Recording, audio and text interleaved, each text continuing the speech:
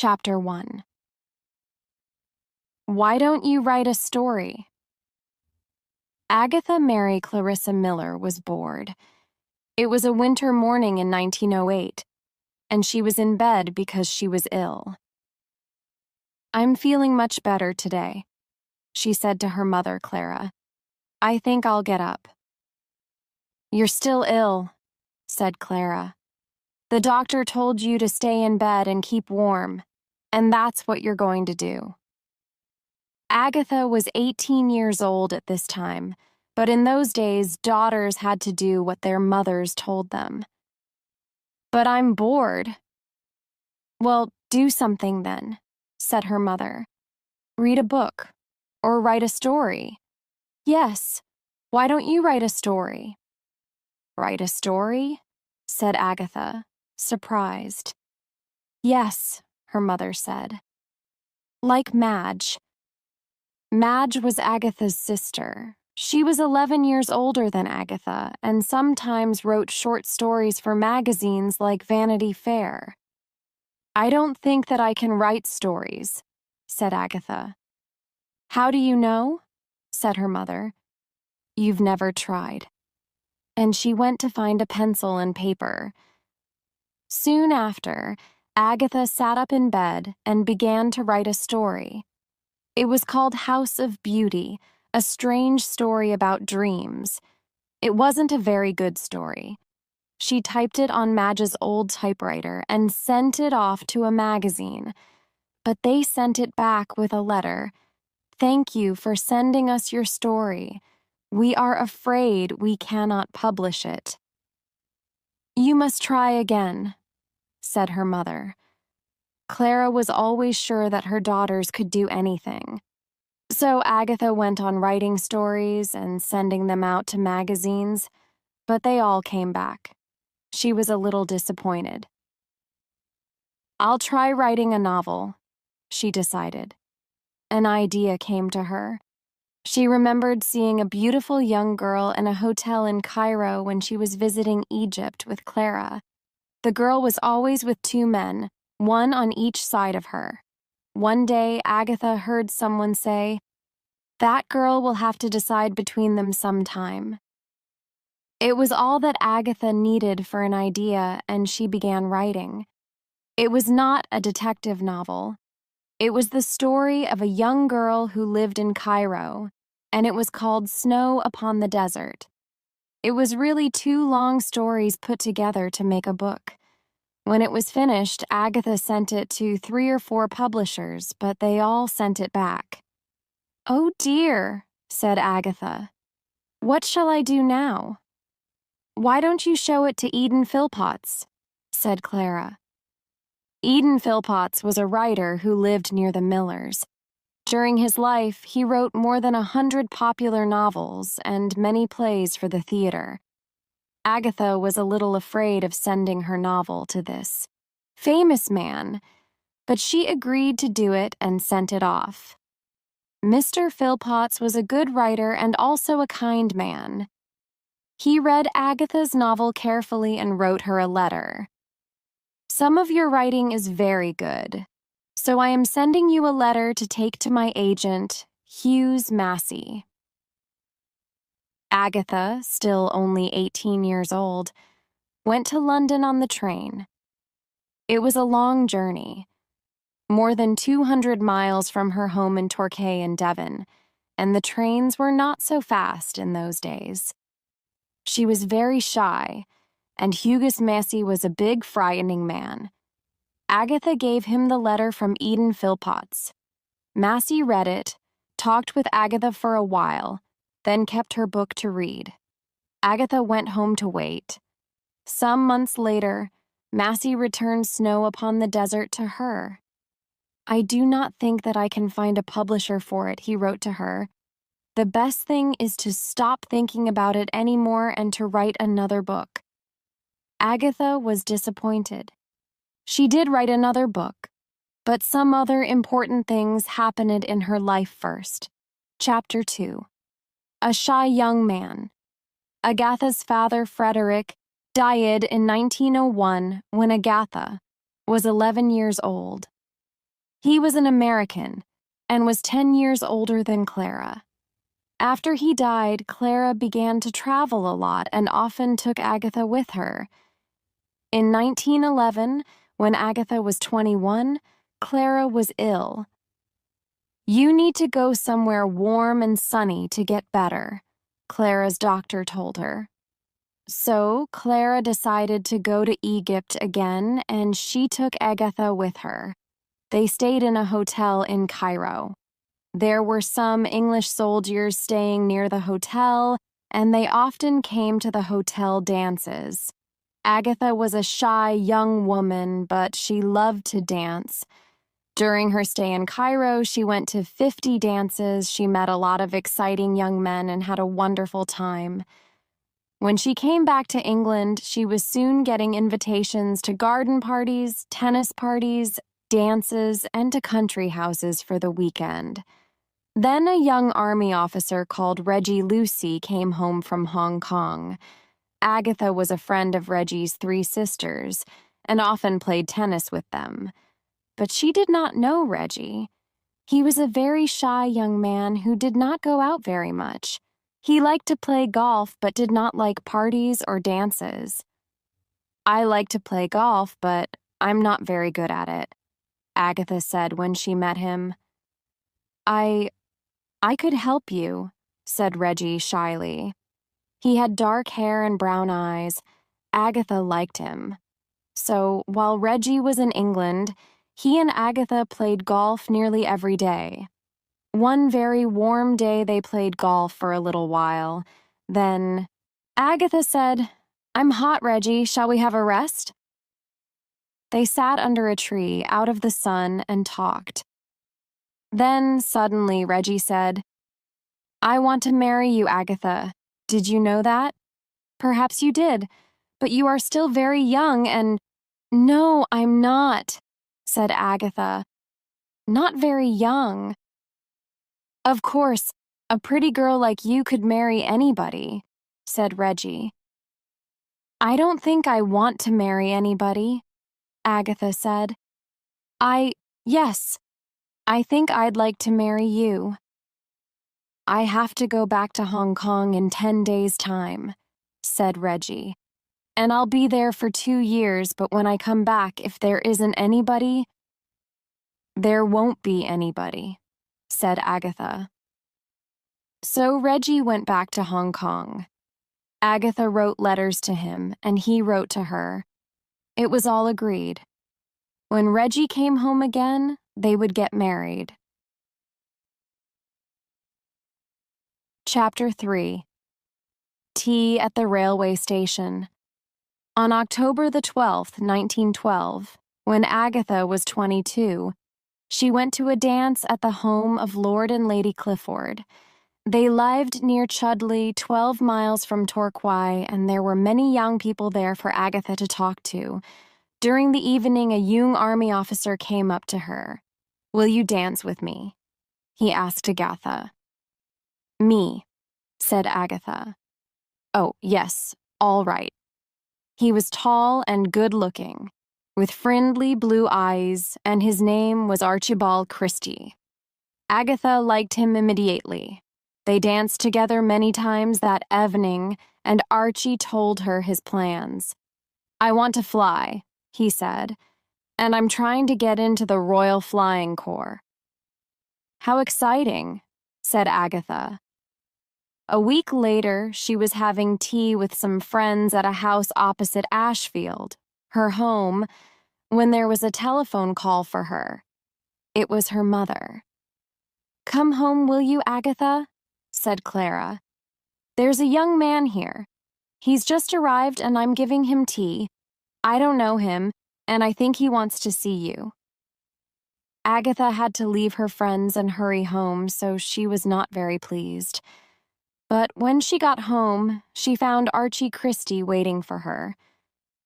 "Hello," he said. "I was in Torquay and I thought that perhaps it would be nice to see you."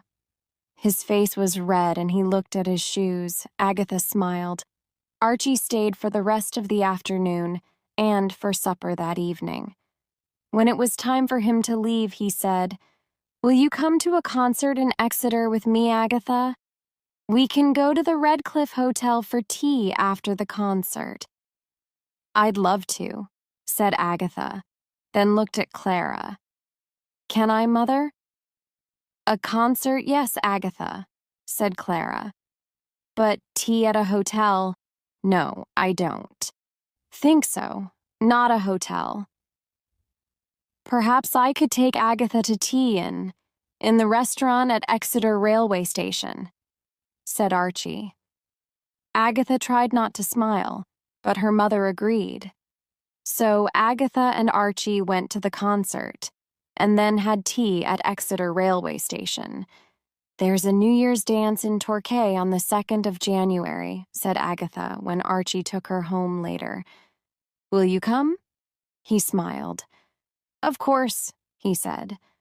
"I want to see you as often as I can." But when Archie came to the New Year's dance, he was very quiet and did not seem happy.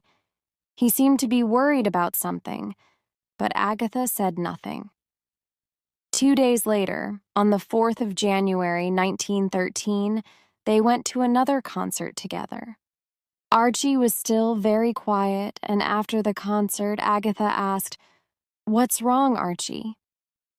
"The Royal Flying Corps have said yes to me," said Archie. "I have to leave Exeter in 2 days' time. I have to go to Salisbury." He looked at her. "Agatha, you've got to marry me.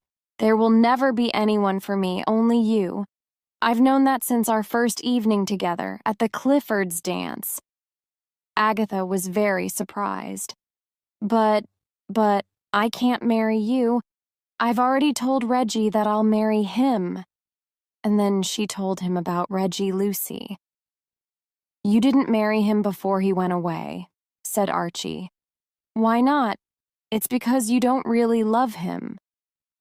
"We thought it was better to wait," began Agatha. "I won't wait," said Archie. "I want to marry you next month, or the month after." "We can't," said Agatha. "We haven't got any money. How will we live?" But she did want to marry Archie. "Archie has asked me to marry him, and I want to. I want to very much," she told her mother. Clara was very surprised. "You must wait," she told them both. "I like you, Archie, but you are only 23 years old, and neither of you has any money." So Archie went to Salisbury, and he and Agatha waited. Agatha wrote to Reggie Lucy. It was a difficult letter to write, but Reggie wrote a very kind letter back to her.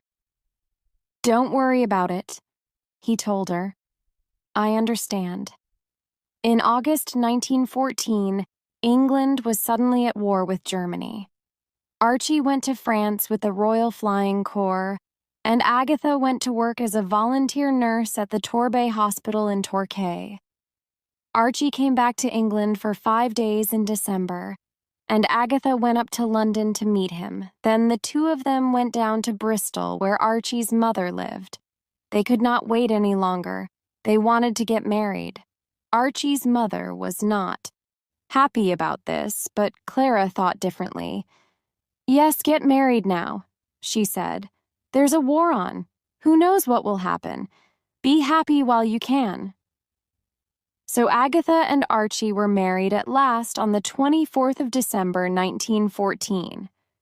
2 days later, Archie went back to the war, and Agatha did not see him again for 6 months.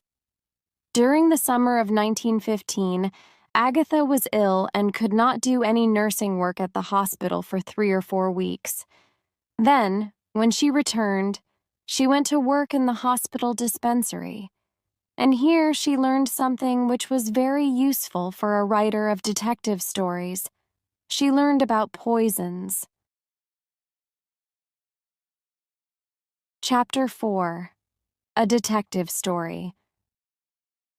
One day, sometime before the war, Agatha was talking with her sister Madge about detective stories. They both enjoyed reading this kind of book very much. "I'd like to try and write a detective story myself," said Agatha. "You couldn't do it," said Madge. "They're very difficult to do. I've thought about it." "Well, one day I'm going to try," said Agatha. The idea stayed in Agatha's head, and she wanted to show Madge that she could do it. And when, years later, she went to work in the hospital dispensary, she again began to think about writing a detective story. There must be a murder in it, of course, she thought. The questions ran busily around inside her head. But what kind of murder? A death by poisoning? Who will die? Who will the murderer be? When? How? Why? Where? And what about a detective? There were some Belgian people living in Torquay who were there because of the war in Belgium. Clara, like everyone in the town, was very kind and helpful to them when they arrived. She gave them chairs and beds for their homes and tried to make them feel happy and comfortable. Now, Agatha suddenly remembered them. What about a Belgian detective? She thought, and began to build the character in her head. He'll be a very clever, very tidy little man, but what shall I call him? I know, I'll call him Hercules. She smiled. It's a good name for a small man, and his second name, Poirot. Hercules. No, Hercule Poirot. Yes, that's it. Agatha thought about her detective story during every quiet minute in the dispensary. She knew a lot about poisons now. She knew which poisons worked quickly and which worked slowly. She knew how much to give and what different poisons smelt and tasted like. She knew how people died from poisons. Did their faces turn blue? Did they die in their sleep or die screaming in pain? A good detective and a good writer of detective stories must know these things. She began to write her story at home and used Madge's old typewriter again. "What are you doing?"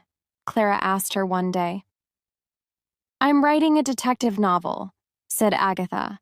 "I want to finish it, but it's very difficult." "Why don't you finish it during your holiday?" said Clara. "Go away somewhere nice and quiet, and take it with you. Where do you want to go? Dartmoor?"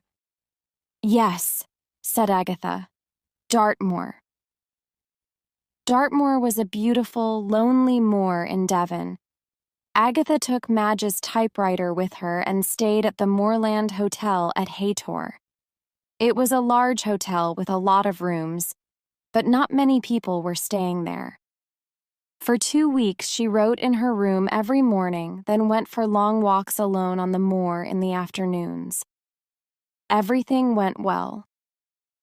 The characters seemed to come alive inside her head, and during her walks, she planned her reading for the next day.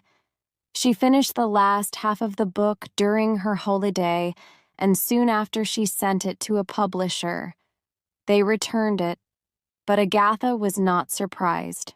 She sent it out again, but it came back once more.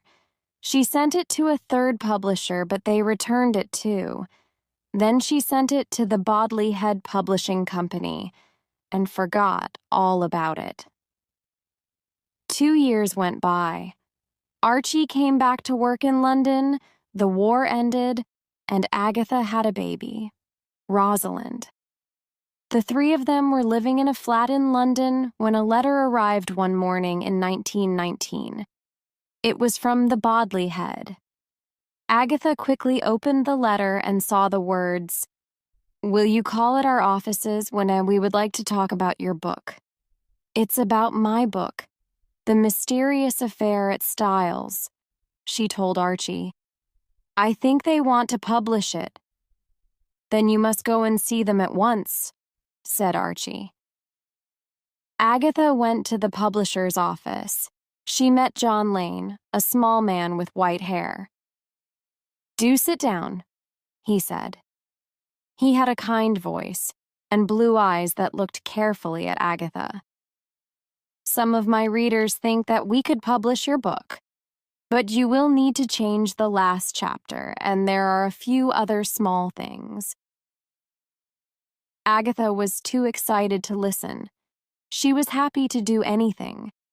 The Mysterious Affair at Styles was her first detective story, and she wanted to see it in the bookshops. So she wrote a different ending for it and changed one or two more small things, and at last John Lane was pleased with it. Chapter 5. A Good Detective Story Writer. Agatha's first book, The Mysterious Affair at Styles, was published in 1920. But before this, she began writing another book. It was Archie's idea. "Mother is finding it difficult to pay all the bills at Ashfield," Agatha told him. "Why doesn't she sell Ashfield?" Archie said to Agatha. "The house is too big for just one person. Then she can buy something smaller." "Sell Ashfield?" said Agatha. "Oh no, she can't. I love it, and it's our family home." "Then why don't you do something about it?" said Archie. "Do something? What do you mean?" "Why don't you write another book?" said Archie. "Perhaps it will make a lot of money." Agatha thought about it. Ashfield was her family home, and it must stay in the family. Could she do anything to help? "Perhaps I could write another book," she thought. "But what can it be about?" The answer came one day when she was having tea in a tea shop. Two people were talking at a table near her. Agatha heard a name and began to listen. They were talking about somebody called Jane Fish. "What a strange name," thought Agatha, "but what a good beginning for a story. Somebody hears a strange name in a tea shop and then... Wait, perhaps Jane Finn will be better. Yes, now, let me think." And before Agatha left the tea shop, an idea for a story was running around inside her head. She went home and began it immediately. She called it The Secret Adversary, and the book was published in 1922. The story did not have the Belgian detective Hercule Poirot in it, but her next book, Murder on the Links, did. Readers loved Poirot. He was a very short, tidy little man with green eyes, black hair, and a beautiful black mustache. And, like another famous detective, Sherlock Holmes, he was very, very clever. He was not shy about this, and was always telling other characters in the story just how clever he was. Other books followed, some with Poirot, some without. The Man in the Brown Suit, Poirot Investigates, and The Secret of Chimneys. Hughes Massey, the agent, was helping Agatha now. "You need another publisher," he told her. "A publisher who will pay you more than the Bodley Head. You're a good detective story writer, Agatha, and your books are beginning to sell well." So Massey sent Agatha's next book, The Murder of Roger Ackroyd, to William Collins Publishers. It was an important book for Agatha. The Murder of Roger Ackroyd came out in the spring of 1926, and people began to talk about it immediately. What did they talk about? The big surprise at the end of the book. "That's cheating," some people said, when they got to the end and found out the name of the murderer. "No, it's not," said other readers. "It's a very clever story." "What's the matter with everybody?" Agatha said to Archie. "I didn't cheat. It's wrong to say that. People must read the story carefully." And she was right. All the clues were there in the story. and a very clever reader could guess the name of the murderer. But most people couldn't. So what was the surprise at the end, and who was the murderer? The only way to find out is to read the book. After The Murder of Roger Ackroyd was published, more and more people began to buy Agatha's books, and Agatha had more money to spend. The Christies bought a house at Sunningdale, about 30 miles from London. "What shall we call it?" said Agatha. "Styles," said Archie, "after your first book." And they put a picture of the front cover of the book, The Mysterious Affair at Styles, on the wall. But not long after they moved to Sunningdale, something happened that put Agatha's name on the front pages of every newspaper in England. She disappeared. People think that it happened because she was very unhappy at this time. First, her mother died. And then Agatha found out that Archie was in love with a young woman called Nancy Neal. Chapter 6. Agatha Disappears. On the morning of Friday, the 3rd of December, 1926, Archie left Styles and went to stay with some friends for the weekend. Nancy Neal was also staying at this house for the weekend. Perhaps Agatha knew this. Perhaps she didn't. We can't be sure. Nobody knows what Agatha was thinking late that dark winter evening. Rosalind, now 7 years old, was in bed. The Christies' 2 housemaids were in the kitchen. But we know this. At about 11 o'clock that evening, Agatha went out and drove away in her car. She did not return home that night. On Saturday morning, a woman arrived by taxi at the Hydro Hotel in Harrogate, Yorkshire. The Hydro was one of Harrogate's biggest and best hotels near the center of the town. "Can I have a room, please?" the woman asked. She was carrying a small suitcase, and she looked very tired. "Yes, of course," said the man behind the hotel desk. "There's a nice room on the first floor, room number 5. It has hot and cold water, and the cost is £7 for a week." "Thank you. That will be all right," said the woman. "What? Name, please?" asked the man. "Mrs. Teresa Neal," said the woman with the suitcase.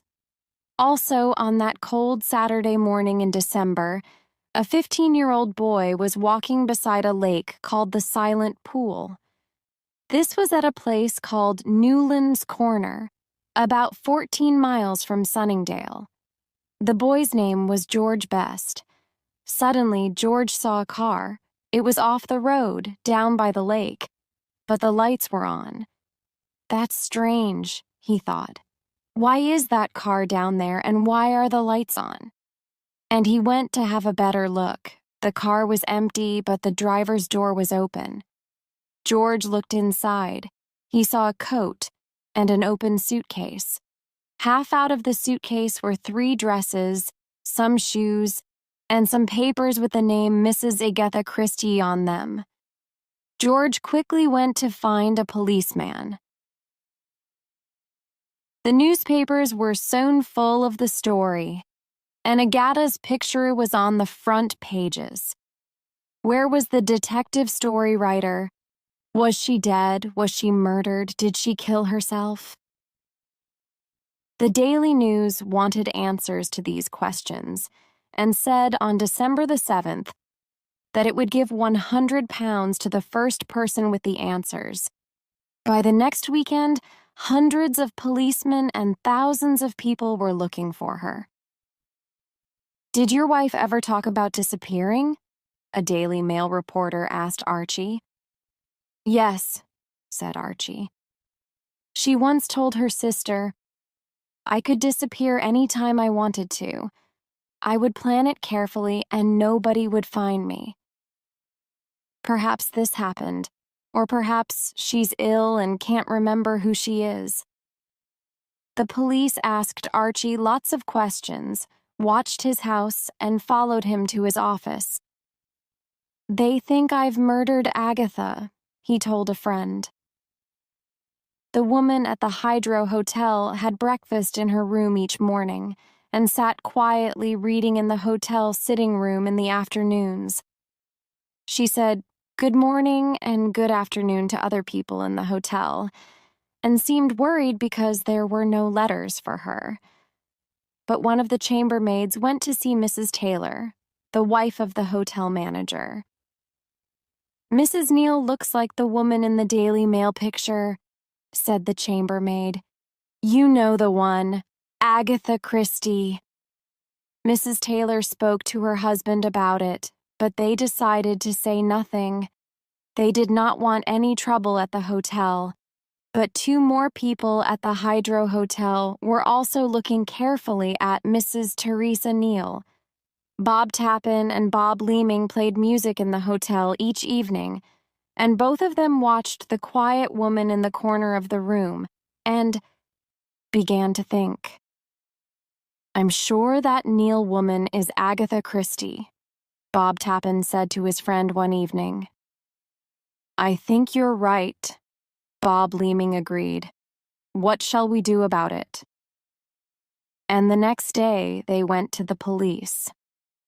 The police immediately told Agatha's husband, and Archie Christie arrived at the Hydro Hotel at 6:45 p.m. on Tuesday, the 14th of December. When his wife walked out of the sitting room, Archie saw her and went up to her. "Hello, Agatha," he said. She looked at him carefully but did not seem sure who he was. "Hello," she said. The hotel was soon full of newspaper reporters. Archie told them later, "I don't think that my wife knows who she is. She doesn't know me, and she doesn't know where she is." He and Agatha left the hotel the next day. There were reporters everywhere. They followed the Christies to the railway station, trying to get pictures of the frightened Agatha, who was hiding her face behind her hands. She looked thin and her face was white, and in London hundreds of people were waiting at King's Cross Station for the train from Harrogate. Everyone wanted to see the woman of mystery and her husband. Their lives now seemed to be like something out of one of her detective stories. Archie helped the silent, frightened Agatha through the crowd. Reporters shouted questions at them and took pictures, but neither Archie nor Agatha said a word. And for the rest of her life, Agatha never again spoke about Harrogate, the Hydro Hotel, or Teresa Neal. But what really happened that night after she left Styles? Why did she leave her car? How did she get to Harrogate? It was always a mystery. It still is. Chapter 7. A Young Archaeologist. During the first weeks of 1927, Agatha went to stay with Madge and her husband in Cheadle, near Manchester. Archie stayed at Styles, but he wanted to marry Nancy Neal and he asked Agatha for a divorce. At first, she would not agree, but at last she said yes, and they were divorced in April 1928. Rosalind lived with Agatha. "I don't want to use the name Christie again," Agatha told her publishers. "I will think of another name to use." "But you can't change it now," they said. "Your readers know Agatha Christie. That's why they buy your books. If you change your name, nobody will know who you are." In the end, Agatha agreed to keep the name Christie, but she was not happy about it. But William Collins was right. Thousands of people in England and America were reading Agatha's books now. Then, in the autumn of 1928, Agatha decided to visit the West Indies. Rosalind was at school, and Agatha wanted a holiday in the sun, so she got tickets for a ship to Jamaica. 2 days before she left England, Agatha went to dinner with some friends. During the evening, she talked to some people who were just back from Baghdad in Iraq. Their names were Commander and Mrs. Howie. People always say that Baghdad is a terrible place, said Mrs. Howie. But we loved it. She went on talking about the city, and Agatha listened with great interest. She soon decided that she wanted to see Baghdad for herself. "How do you get there?" she said. "By sea?" "You can go by train," said Mrs. Howe, "on the Orient Express." "The Orient Express," said Agatha. "I've always wanted to ride on that famous train. I'll go to Baghdad, not the West Indies." The Howes were very helpful and wrote down the names of interesting places for Agatha to visit. "And you must go to Commander Howe said. Next day, Agatha changed her tickets for the West Indies for tickets to Istanbul by the Orient Express, and then on across the desert to Baghdad. It was an exciting journey for her, traveling alone for the first time. And later it gave her the idea for another of her most famous books, Murder on the Orient Express. While she was staying in Baghdad, she remembered Commander Howe's words, "You must go to Archaeology was something that interested Agatha very much, and Leonard Woolley, the archaeologist, and his wife were working at Catherine Woolley was very happy to meet Agatha. "I love your books," she told Agatha. "I've just finished reading The Murder of Roger Ackroyd. It was wonderful." Agatha became the Woolleys' special visitor. She loved and she loved watching the archaeologists. It was slow, tiring work, and they had to dig very carefully. Sometimes they found nothing for hours, and sometimes they found old pots or knives. It was always exciting when one of the workers found something that was thousands of years old. "You must come back again another year," Catherine Woolley said. So Agatha did. She went out in March 1930, the week before the Woolleys planned to come back to England. The plan was that Agatha could travel back with them through Syria and Greece.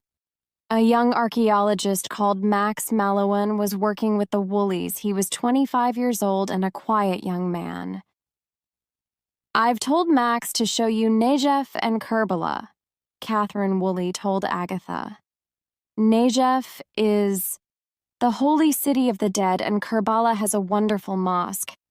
When we leave here and go to Baghdad, he'll take you there. You can see Nippur on the way." "Oh, doesn't Max want to go to Baghdad with you?" said Agatha. "He will have friends to see there before he goes home to England." "Oh, no," said Catherine. "Max will be pleased to take you." The young archaeologist was pleased to take Agatha. He liked her immediately, and Agatha liked him. They talked and laughed and enjoyed every minute of their time together.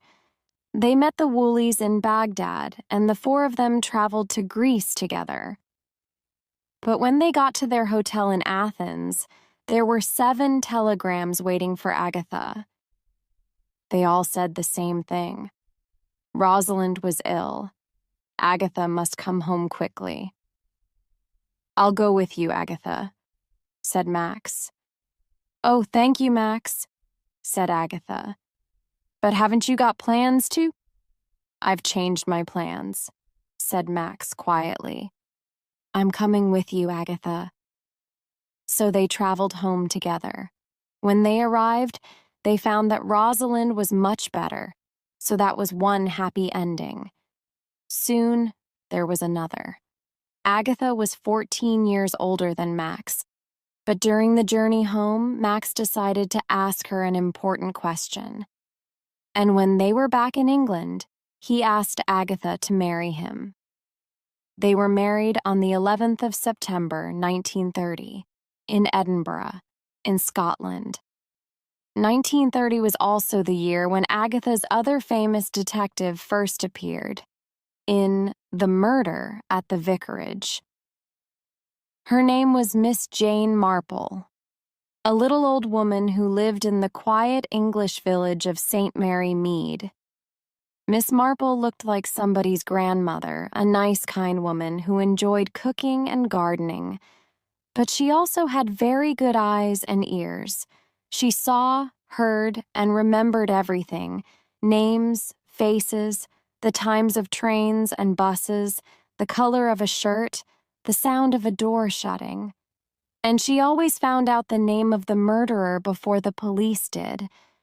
Readers loved the Miss Marple stories, and she was soon as popular as Hercule Poirot. But was she a real person? Where did the idea for the character come from? Where? I can never remember, Agatha always said. Chapter 8. Dame Agatha. For the next 25 years, Agatha went with Max on all his archaeological journeys. She loved traveling, and those were the happiest years of her life. It was a good time for writing, too. It's nice and quiet, Agatha always said. There's no telephone. And visiting these interesting places gave her ideas for some of her best books: Death on the Nile, Appointment with Death, Murder in Mesopotamia, They Came to Baghdad. She was now one of the most popular detective story writers in the world. One of the many people who enjoyed her books was Queen Mary, the mother of the King of England.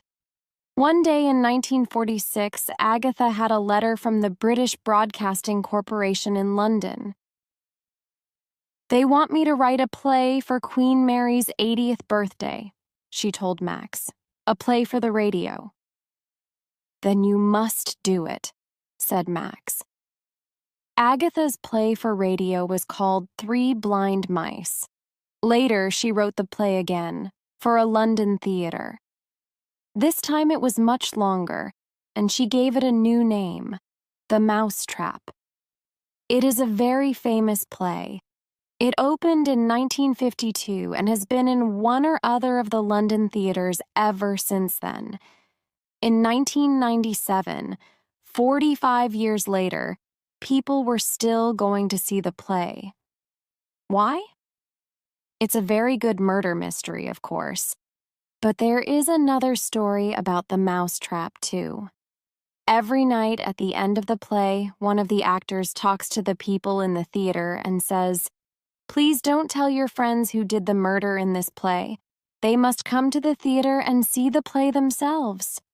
And everybody keeps the secret of the murderer's name, and so more and more people go to see the play.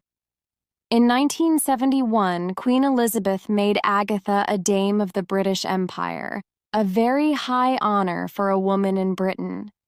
But why was Agatha Christie so famous? Perhaps it is because she was a wonderful storyteller. She planned her murder mysteries very carefully, putting a clue here, a clue there. And they are clever clues, so it is not easy to guess the name of the murderer. Who did it? We want to know. And by the end of the book, everything falls tidily into place. And we have the answer. And of course, the stories are not really about murder and death. They are puzzles with comfortable endings, because it is pleasing to read that the detective always catches the criminal. For an hour or two, we can escape from real life, which is often neither tidy nor comfortable. Agatha Christie died on the 12th of January, 1976. During her life, she wrote 67 detective novels, 10 books of short stories, 13 plays, 6 novels that were not about crime, using the name Mary Westmacott, and 2 books about her life. Many films were made from her books. The most famous one is Murder on the Orient Express, made in 1974. Today, millions of her books, in more than 40 different languages, are still sold in every country of the world, from China to Nicaragua. Agatha Christie was perhaps the greatest detective story writer of all time, a woman of mystery, both in books and in life.